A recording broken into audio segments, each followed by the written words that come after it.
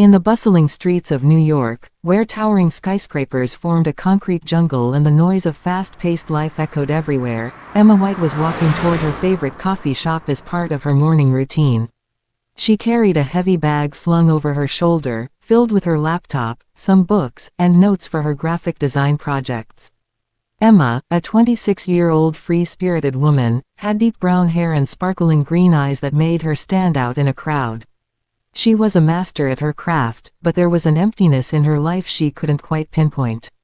On the other side of the city, Jake Mason, a 28-year-old software engineer, was heading to the same coffee shop. Jake was tall, with slightly messy black hair and deep blue eyes that held an unusual depth.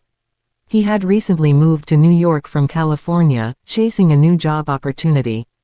Like Emma, he too felt an incomplete void in his life, though he buried it under his busy schedule.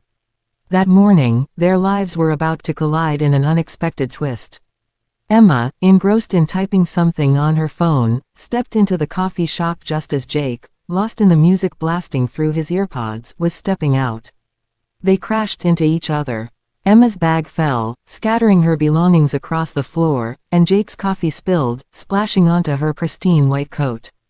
"Oh my God, I'm so sorry," Jake exclaimed, yanking out his earpods.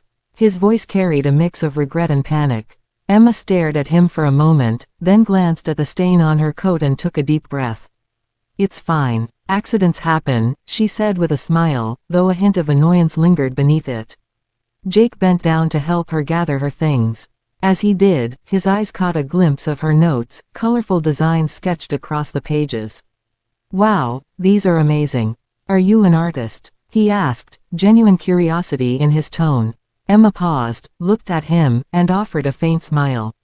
"Something like that. I'm a graphic designer. And you?" "I'm Jake, software engineer. Just moved here," he replied, extending his hand.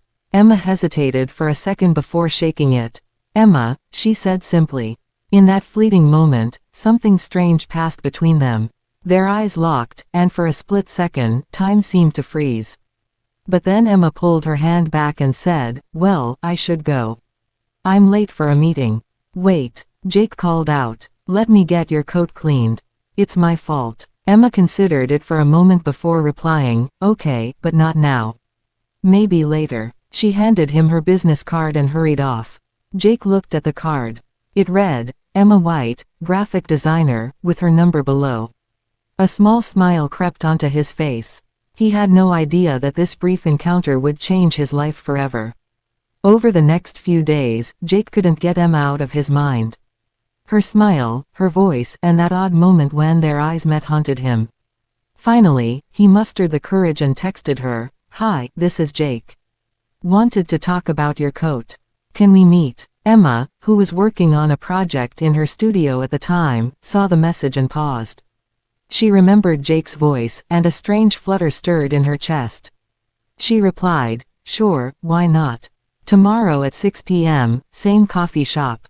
The next evening, when Jake arrived, Emma was already there.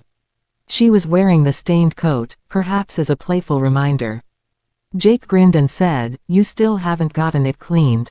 Thought I'd let you serve your full punishment," Emma teased with a mischievous glint in her eye. They both laughed, and what followed was a conversation that stretched for hours. Emma shared how she'd been passionate about designing since childhood, while Jake told her about his journey from a small town to the big city. They had something in common, both were searching for something in their lives, though neither could define what it was. After that meeting, their friendship blossomed. They started meeting often, sometimes strolling through Central Park, other times grabbing a meal at a cozy little restaurant. Jake began to adore Emma's little habits, like how she held her coffee cup with both hands or tucked her hair back repeatedly when excited. Emma, in turn, was drawn to Jake's simplicity and the depth of his thoughts. One chilly December evening, as New York's streets glowed with Christmas lights, Jake asked Emma to meet him in Central Park. Snow fell gently around them as they sat on a bench. Jake looked at her and said, "Emma, I need to tell you something." Emma turned to him, her heart racing. "What is it, Jake?" "Ever since I met you, my life's been different. Everything feels incomplete without you." I love you," Jake said, his voice trembling slightly. For Emma, the moment was overwhelming. She hadn't expected love to knock on her door like this. She felt something for Jake too, but fear held her back.